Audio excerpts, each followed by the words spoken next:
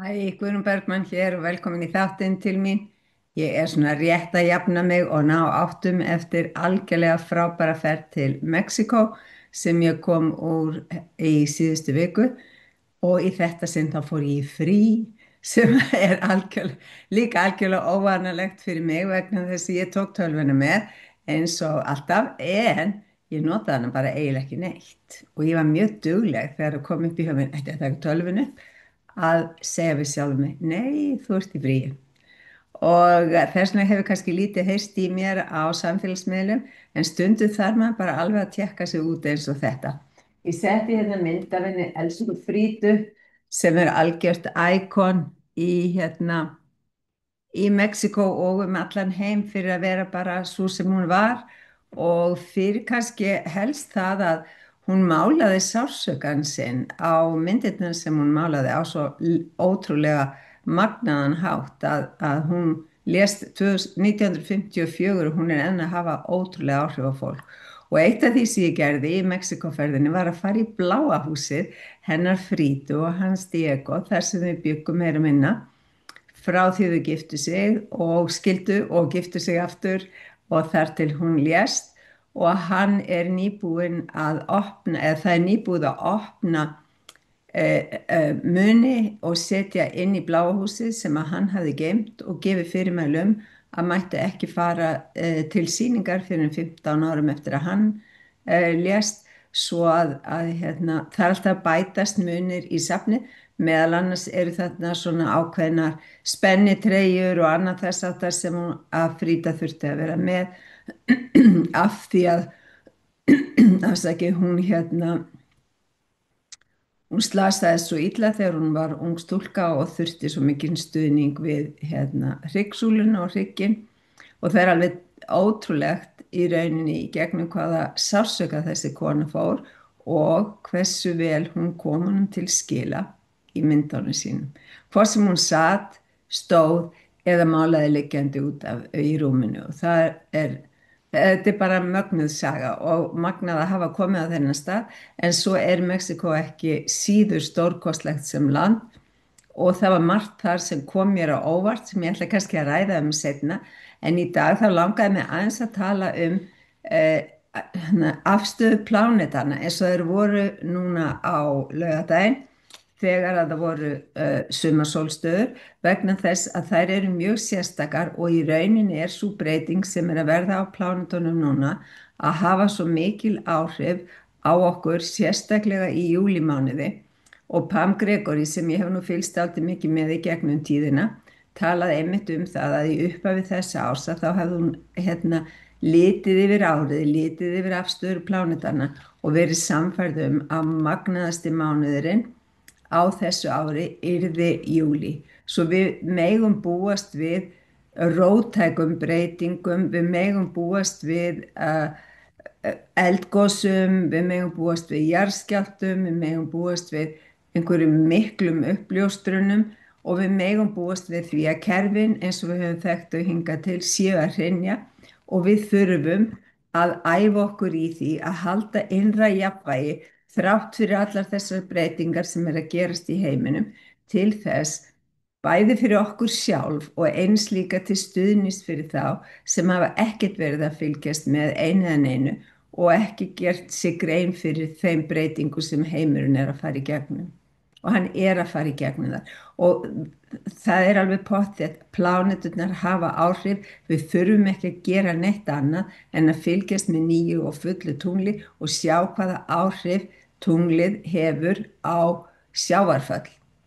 til að gera okkur grein fyrir því að pláneturnar eru að hafa áhrif og það eru fleiri plánetur núna en nokkur sinni fyrr og heldur en verða á bara næstu árum og áratugum á fyrstu gráðu í sínum merkjum og það þýðir mikil umskipti. Svo að ég ætla aðeins bara að renna yfir listan vegna þess að þegar að sumarsólstöðurnar voru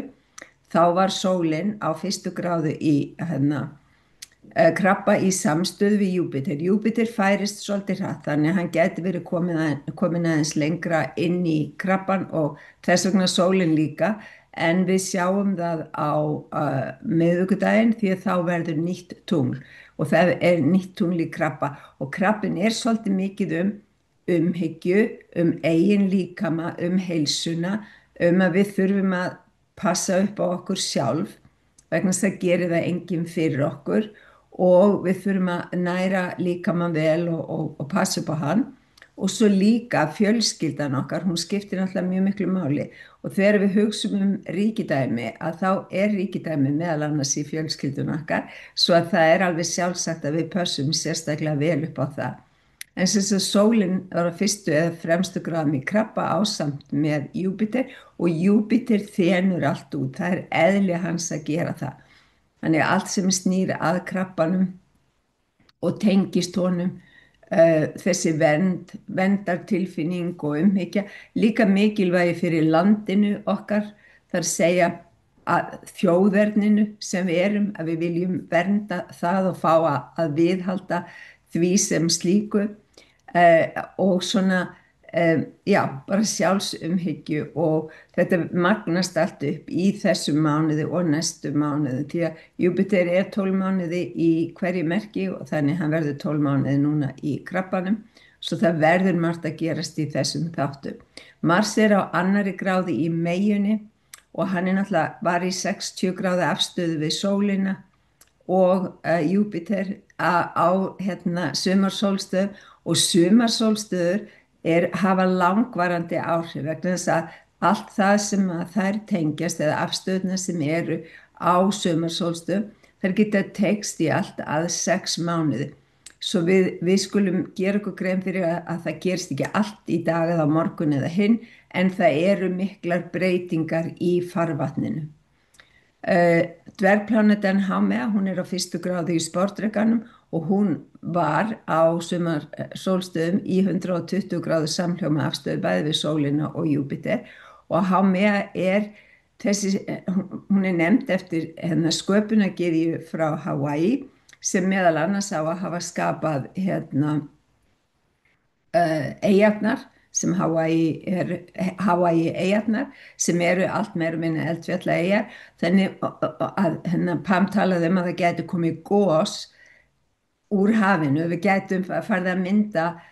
nýtt land með gosi í hafinu og það gæti líka gerst hjá okkur því að Reykjaneshryggur er búin að vera með svolítil umbrot og við vitum ekkert hvort að það þýðir að þessi gos neðan sjávar eða ekki, það gæti komið í ljós á næstunni. En Haumea líka tengd sjálfræði og ákveðna andstöðu við stjórnvöld, þar að segja yfirvöld sem vilja segja okkur hvað við eigum að gera ef að það stangast á við það sem við myndum segja eðli og rétt borgarna. Þannig við megum alveg búast við því að það komi upp á næstunni. Haumea býr líka yfir endurnýjandi og yngjandi orku og þess megum við öll búast við að verða yngri á næstunni og hún er svona býr yfir töfrakrafti og töfrakrafturinn þetta í okkur öllum. Við bara trúum ekki að við eigum töfrasta og við getum sagt eitthvað svona abrakadabra. En í rauninni það hugur okkar sem að getur stjórna svo ofboðslega miklu í þessu máli. Nú Plútó á 3. gráðu í Vatnsberanum og hann í 90 gráðu spennuafstöðu við Haumea sem á 1. gráðu í sportdrekanum og svo var hann í 150 gráðu afstöðu við sól og Júpíter í krabba og Plútó, hann sér alltaf niðurbrot og endur uppbyggingu í því merki sem hann og í Vatnsberanum þá Plútó til dæmis mjög tengdur sannleikanum að því Vatnsberinn vill vera sannur. Hann tengdur heildinni, þar að segja íbúanum í samfélagunum sem við búum í og hann líka tengdur vísindum og meðal annars lyfjaiðnaðinum. Þannig það verður áhugavert að sjá hvaða sannleikur sem tengist honum kemur upp á næstunni. Neptúnus nýkominn inn í hrútinn og Satúrnus á leið þangað inn. Neptúnus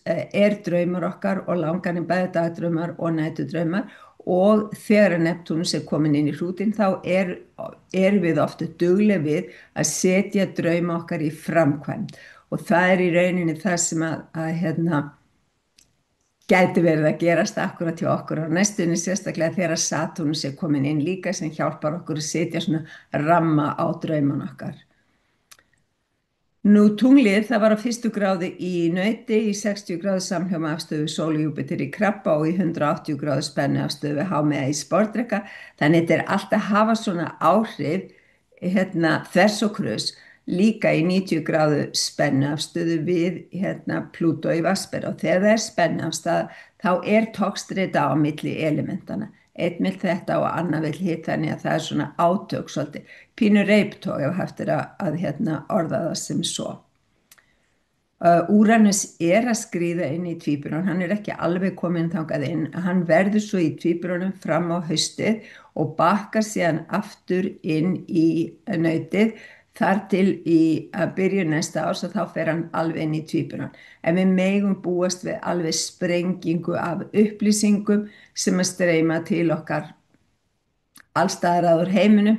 sumum réttum og sumum röngum, en kannski sláandi upplýsingum sem hafa verið faldar lengi, þegar Úranus kemur með svona sprengikraftin sinn og bara gís upp því sem að hann vill láta heyrast.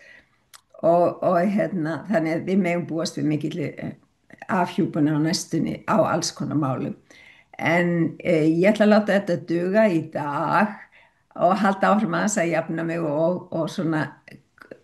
hvað ég að segja, tengja mig inn við tíman hér aftur